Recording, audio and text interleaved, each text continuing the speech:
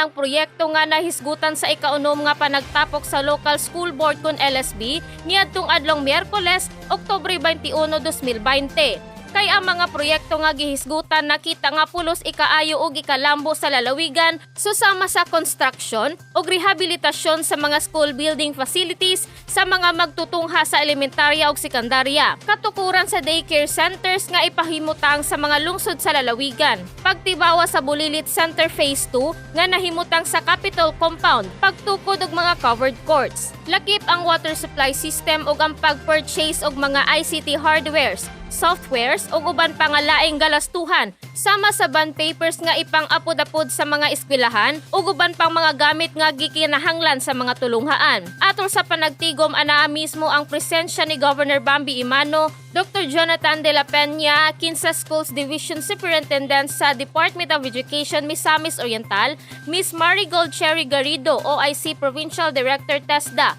Board Member Gerardo Buboy Sabal III, Chairman Committee on Education, Board Member Kerwin Jesol de Villa, Sangguniang Kabataan Federation, Miss Maria Asuncion Raffles, President MOPST, Mr. Eric Mabilin, President PTA Federation, Mr. Mark Loren Tijanio, President Non-Teaching Personnel, Mr. Jerumundo, LSB Secretary ug mga department heads nga parte sa panagtigom. Gipasabot nga human sa panagtigom, ihatag kini ngadto sa Provincial Engineering Office apan kinahanglan usa kining isugyot ngadto sa hawanan sa sangguniang panlalawigan aron magpamatuod nga aprobado kining iimplementar ang mga proyekto sa lalawigan pinaagi sa pagtugod sa mga board members.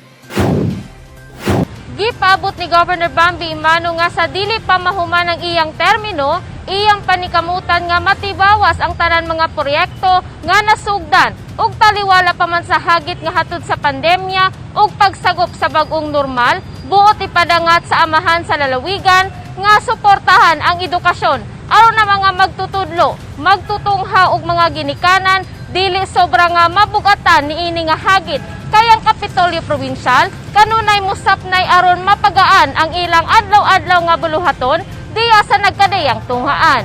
Kauban sinilabi sa kamera ako si Lambo Jane Habinyar alang sa limpyo ug matarong nga panggobyerno padayon Pilipino.